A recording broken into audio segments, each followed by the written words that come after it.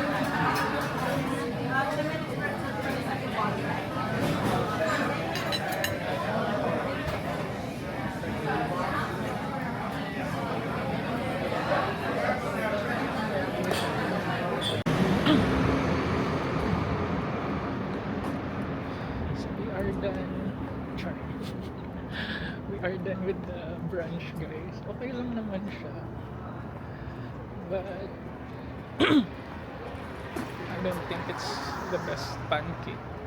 Siguro kasi I'm not really a pancake person dito in general. Like I think that's the first pancake I've had since a few years ago. Di ko nga alam kung kailan ako kumain ng pancake last. So yeah. But I'm heading now to the Vessel. Let's go. Pero sobrang busy niya nun. Daming tao.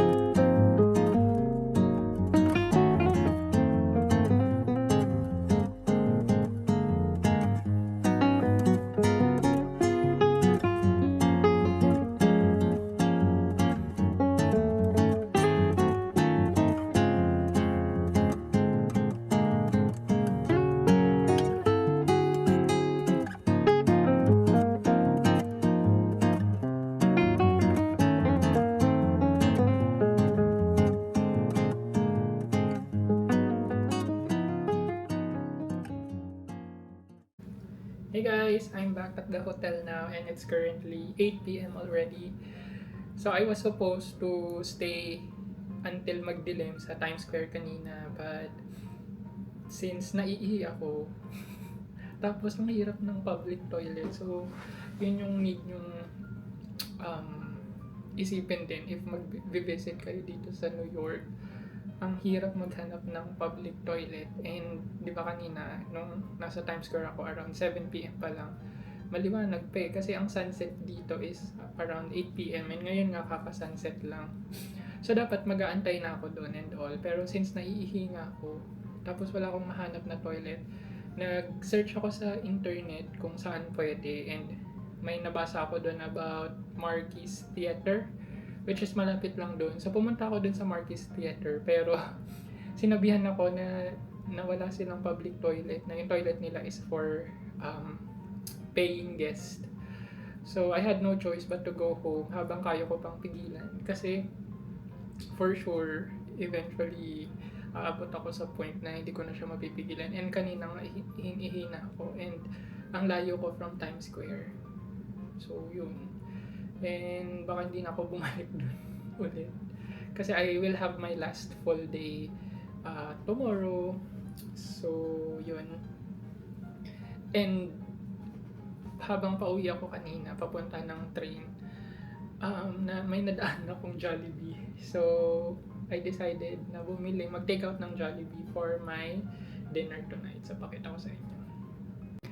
Ayan guys, so 2-piece chicken na 1 spicy and 1 non-spicy. Tapos ito matatry ko na rin. I've always been curious about the adobo rice. Tapos ito may biscuit lang, which is hindi pa rin matanggap ng utak ko na they call this biscuit, kasi tinapay ito eh, this is bread. Tsaka ito lang gravy. So 2-piece, and medyo mahal siya guys if anong tawag dun, if i-convert, ayun, kasi this This meal cost me $14.14, so around 800 pesos. Although ito kasi may additional $1.50 if i-upgrade mo yung rice mo from regular rice to adobo rice. So this is $1.50 additional.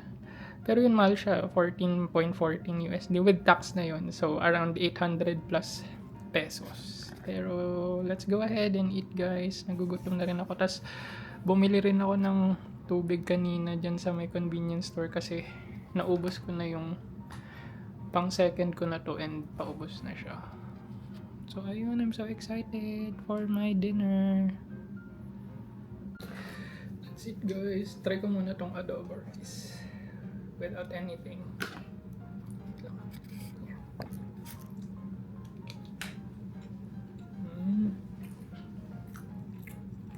Parang di naman siya ganun kalasang adobo. Yeah. Parang ano nga lang siya, parang toyo lang. Adobo ba to? Hindi siya lasang adobo for me.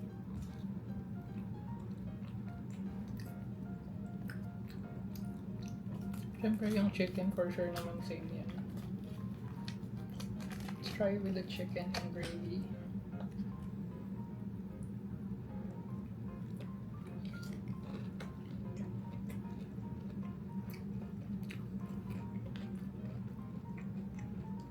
Tapos yung pag kinain mo na yung rice with the chicken and gravy, wala na, hindi mo na, totally wala nang lasa yung pagka-adobo.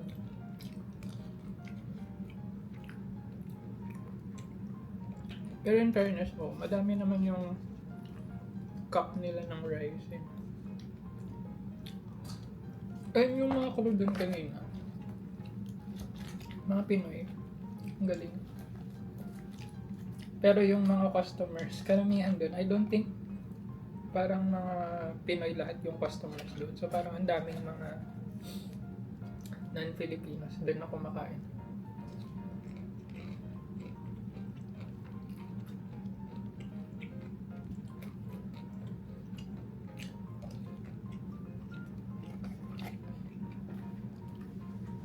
By the way, dito ko na-end yung vlog, guys.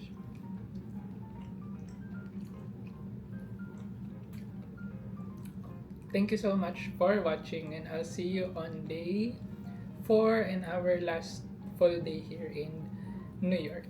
Bye, guys! The next day. Hello, guys! Good morning and welcome to our day 4 here in New York. And this is my last full day na for this trip. And for today, ang plan ko lang is to actually buy some pasalubong. So, it's currently almost 10:30 a.m. na.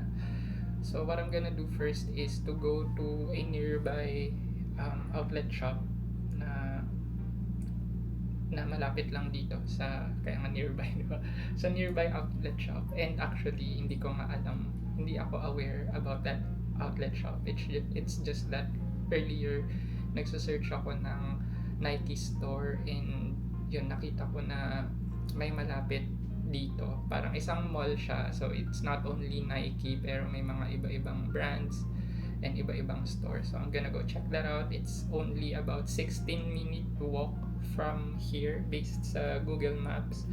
Tapos after that, I'm also going to check out a parang candy store kung saan pwedeng bumili ng mga pampasalubong din na mga candies and mga chocolates na din. So ayun, yun lang. And after that siguro kung may time pa itatry ko mag Statue of Liberty. Hanggang 5 p.m. lang pala yung ferry.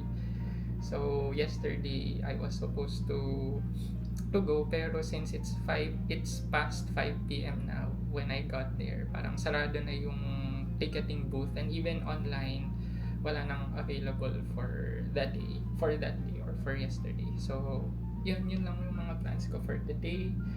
So I'll see you guys later.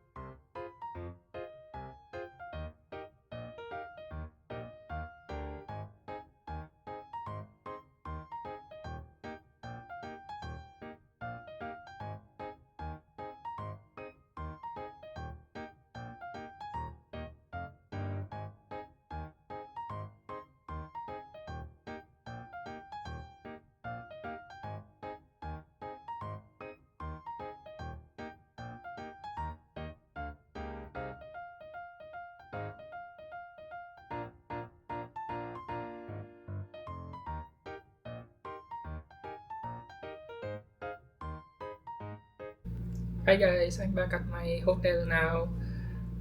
Para i-drop off tong mga nabili ko from Nike. Hindi ko na chinek yung ibang mga other stores doon. Ano ba yan? Ayan. Sorry about that. Nag-auto turn off siya pag bagong pasok ako. But anyway, so yun, hindi na ako nag-check ng ibang other stores doon para hindi na rin ako mapagastos pa.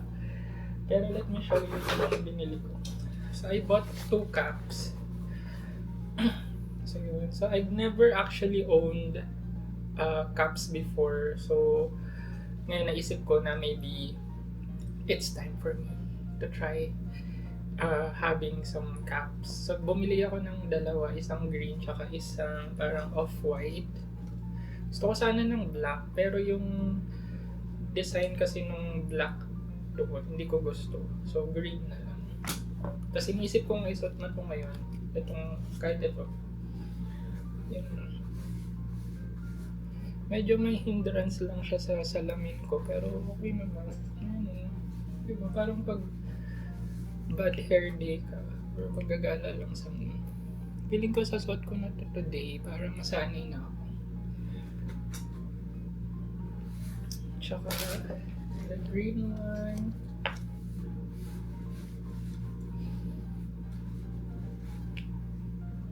Tumatama lang siya sa salamin ko. But, right na. Lalo at ang araw ngayon, maaraw. Kaya nga parang ayoko na din mag-jacket. Palabas lang. Kasi mainit. Pero kasi lalamig mamaya. So yan, ito yung mga caps. Tapos ito yung shoes na binili. Running shoes lang. And this is only, so itong caps, each is $10.99. Ay, ito pa ba? Ay, $9.99 lang pala. $9.99 each. So, $19.98 yung dalawa. Tapos, ito, $79.99. Ay, ito. $79.99. Yeah, $79.99 or $80. So, running shoes lang siya. Gagamitin ko pang takbo because medyo worn out na yung mga ginagamit ko na Adidas. And, di ba dalawa yung trinay ko kanina? Same, ano sila? Same, ano bang tawag doon? Same design or same ng, ano bang tawag sa ganun? Basta parehas silang Nike React X Infinity Run 4. So yun, pero magkaiba lang sila ng colorway. So yung isa kanina is parang grayish blue, tapos ito may orange siya. Ang hindi ko lang masyadong gusto dito sa design niya is ito. Ewan ko, parang hindi siya bagay. But then, I've still chosen this one over the other colorway kasi may pop of color. So pwede rin tong pang forma. Pero mainly gagamitin ko to pang takbo. Yun lang, medyo magiging dumihin. So, kasi puti yung ito niya. And, yun. So, yun lang naman napamili ko. Tapos ngayon, iniisip ko nga if pupunta muna ako ng candy store, tapos bibili ng mga chocolates and then babalik dito, tapos saka ako aalis ulit para mag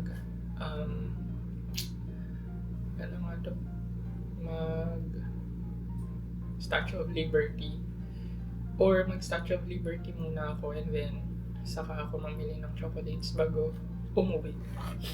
The thing is, magkaiba kasi sila ng way. So, ewan ko, baka tama rin kasi akong pumunta.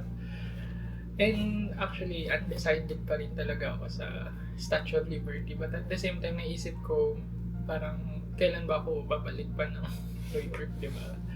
Baka matagalan pa. And may mga news pa, di ba, na parang gustong kunin ng France, pabalik sa kanila yung Statue of Liberty. So yun, so inisip ko talaga, if gusto ko sanang i-push or gusto ko talagang i-push pumunta dun sa Liberty Park. Pero, yun. So, it's currently 12:30. So, feeling ko mag-Statue of Liberty muna ako. But at the same time, ayoko namang nagmamadali. Kasi yung sa candy store, until 6 p.m. lang sila bukas. Kasi inisip ko rin, pwede namang tomorrow kasi I still have a lot of time tomorrow since gabi naman ako aalis or magcha-check out. So, pero ayoko na din sanang gumala bukas. I don't know, pero I'll just see you guys mamaya on what I will decide.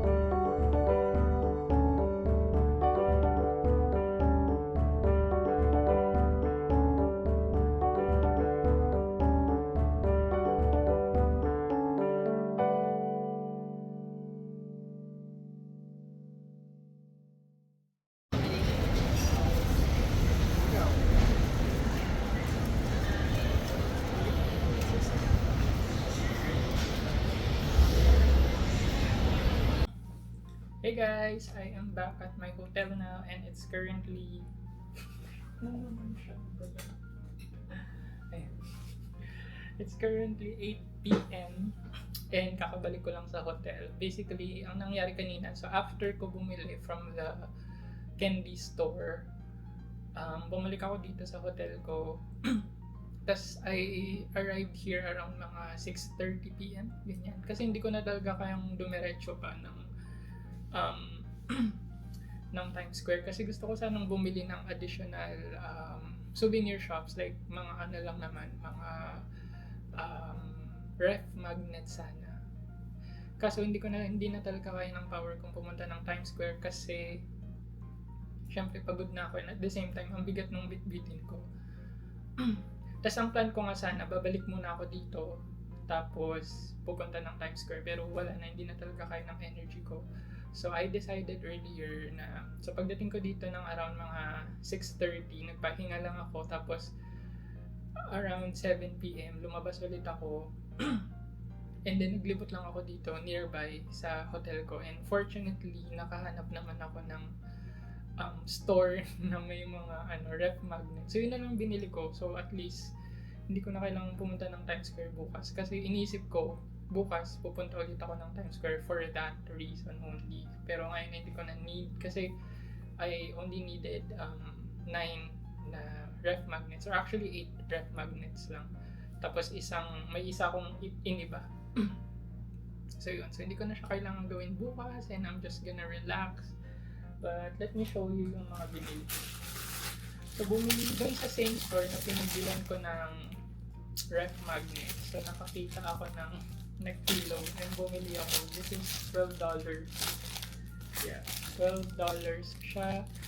And parang before kasi hindi ko masyadong binibigyan ng importance ang neck pillow. Kaya hindi ako bumibili. Pero since yung mga long flights nga, na-realize ko na kailangan ko siya. Like, it's gonna be helpful for a really long flight like pa Europe or pa US or any flights no more than like mga 6 hours or even less siguro, depende naman sa inyo. Pero ako kasi pag mga shorter flights lang naman parang I'm okay, pero pag long flights pala, lalo pag nangangawit na yung leeg mo, I think this is gonna be really helpful and lagi ko siyang iniisip bilhin pero I would always forget it and kanina nga hindi ko siya maiisip bilhin if hindi ko ito nakita. So ayan, I finally bought one. Tamang-tama siya sa flight ko tomorrow kasi yung first leg ng flight ko will be about 15 hours. So this is gonna be helpful. So ito yung mga ref magnets na binili ko. So ito lang. And almost same design na lang sila kasi walang choices eh. So yung ganito parang maapal. And ito yung sa mga special friends ko. Tapos ito lang yung iba ko para sa manager ko. Can opener na. So ayan. Tapos and then bumili ulit ako ng water. Kasi gusto ng water ko. Tapos bumili lang ako ng pang snacks ko din sa plane. So kung bumili ako ng dalawang nuts. So isang cashew and then isang pecan. So tig $6.29 each. Tapos naman yung binili ko kanina sa candy store, sa economy candy. Grabe yung sarap mamili doon. So ito para sa akin, Reese's na parang bar, Reese's bar. Tapos may so Reese's Take 5 yung name niya. Kala ko nung unang 5 pero 18 pala yung laman niya. So ayan. So this is mine. Tapos yung ipang papasalubong ko. Ay, eto. Maliligat. Mga Reese's din na chocolates pero maliliit lang.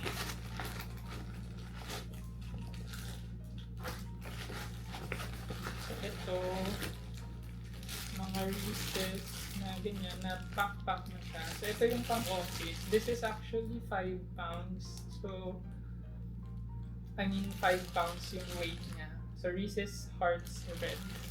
So, at least, diba, easy na to na pang office para lahat magkakaroon. And for sure masarap naman to since recess. So ayun yung sa office. Kasi ito yung sa bahay naman, kila mother. Yan, sila na rin maghahati niyan ng mga ate ko. So this is also 5 pounds. Ito naman ay Hearts Gold. Tapos bumili lang ako ng additional na maliliit na bag. This is 1 pound. So tatlo. So just in case, so may additional akong isa for the office. Tapos itong dalawa, siguro kaila mother na din. So yun, ito lang. Anong binili ko? So 3 pounds addition. Ay, so good luck sa aking maleta. But I'm happy, at least na-fulfill ko lahat ng need kong gawin for today and I do not need to do anything else tomorrow kundi mag-relax. I'm also gonna start at least packing tonight. Tapos bumili na rin ako ng dinner ko, which is yung doon sa same Korean restaurant na binilan ko ng una. So ito lang siya, shrimp ulit.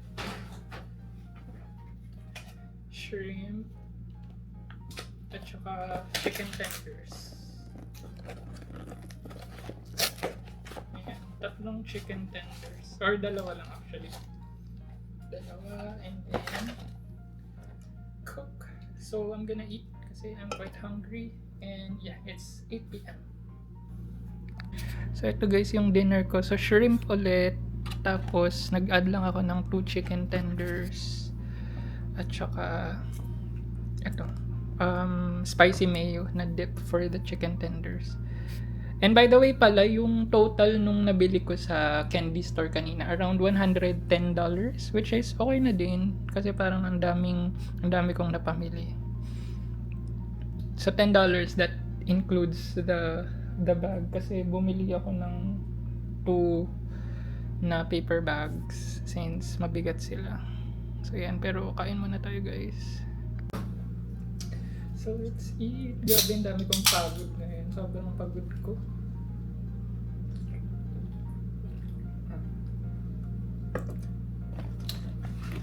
Ang huling kain ko was yung kanina pa nung brunch, yung coffee at saka yung mga croissant. Try ko nga muna tong chicken tender.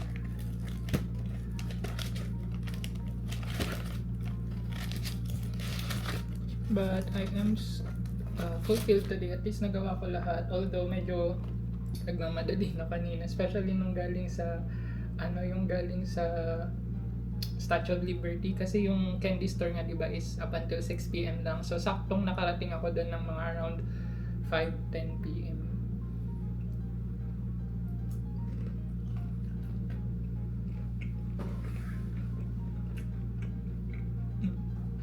Sarap naman.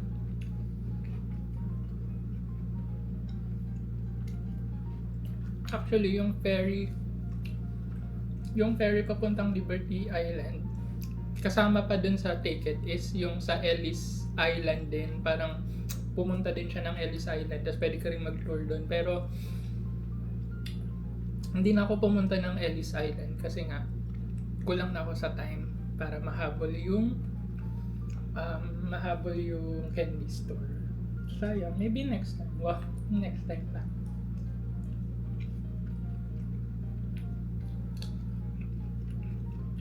Pero I'm so happy with my decision na makita directly up close si Statue of Liberty. So, yun yung ma-advise ko sa mga first timer na pupunta ng New York tapos gusto nyong bisitahin si Statue of Liberty. Mas worth it na puntahan siya directly up close kaysa yung free ferry lang. Kasi ewan ko, mas fulfilling siya for me.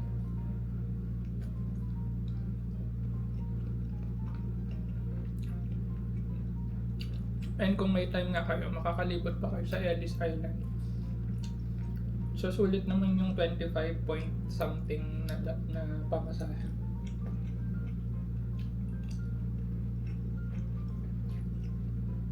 And kahit maraming tao, marami kayong kasabay, makakakuha kayo ng maayos na picture. Unlike kung sa free ferry, syempre you only have the windows, di ba? Tapos ang layo nyo pa.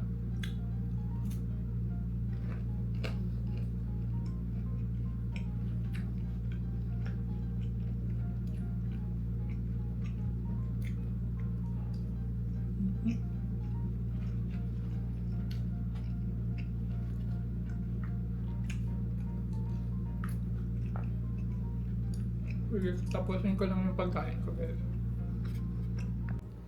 Hi guys! So ito, nakaligo na ako, nakapagbihis na ako ng pantulog, and nakapag skincare na rin ako. And here I am now testing out this neck pillow that I bought. And so far, okay naman siya. Hopefully, mas okay talaga siya during the flight. But yes, so thank you for coming along with me on this trip, on this day. I can't believe that this is my last full day na here in New York, and then I'll be flying home tomorrow. It's a bit bittersweet, but at the same time, I am ready to go home. And I'm ready to, to just go back on my normal, regular life. But definitely, I have really enjoyed this trip. And just to tell you guys honestly, medyo madami akong doubts and fears going into this trip, na in a way nga, out of my desperation, kung saan sa Facebook group ako nagpo-post about mga solo travel group. So nagpo-post ako doon kung baka merong mga papunta rin ng LA and New York, and hoping na baka pwede akong sumama sa kanila, or pwede silang sumama sa akin mag-travel, because I'm just really not that confident going into this trip, kasi syempre this is US, and alam naman natin yung news about dito sa United States, mainly my safety, kasi syempre, di ba, with the ongoing Asian hate crimes, tapos yung mga issues about gun violence and all of that. So yun, so kaya medyo marami akong fears, marami akong doubts going into this trip. Pero siguro sabi ni Lord, no, don't worry, I got you. You don't need anyone, and you'll be just fine. And yun naman yung nangyari. I am fine all throughout the trip. Syempre, hindi naman maiwasan yung mga, mga little incidents here and there, most especially sa LA. Parang dun ko lang naman na-experience yung medyo ma-feel unsafe. But overall, everything went well, everything went fine, and I'm just so happy that I did this trip, and ano yun. But anyway, so I'm just happy that I survived, and this is my pangilan na ba to? So Singapore, Japan, Korea. So this is actually my 4th time na nag-solo travel na. And ito rin yung masasabi kong parang medyo may challenge sa akin, itong US trip ko. And I'm so happy and I'm so proud of myself na na-survive ko siya. So if you're someone na looking for a sign, if you should go for your first solo trip, this is your sign already. Go mo na yung solo travel na yan. And you'll be fine. Sabi nga nila, 'di ba, you will know how strong you are when being strong is your only option. And that's really true, especially when you're traveling solo. But syempre, mag-ingat pa rin always, and always do your research sa pupuntahan mo. And I would really suggest, siguro for your first solo trip, kung especially if it's international, I would really highly suggest to go with Singapore, Japan, or Korea, because at least with those 3 countries, mas safe sila for me. Like, hindi mo masyadong iisipin yung safety mo and at yung pagiging safe mo, and at the same time maayos yung kanilang public transportation. So madami kang pwedeng puntahan through the use of public transportation. Pero syempre, kahit naman na super safe silang country, dapat mag-ingat pa rin. And yun nga, just do your research. So ayun lang guys, I will end the vlog here. And tomorrow, by the way, medyo tapos na ako. I mean, nasimulan ko na mag-pack and natapos ko na yung mga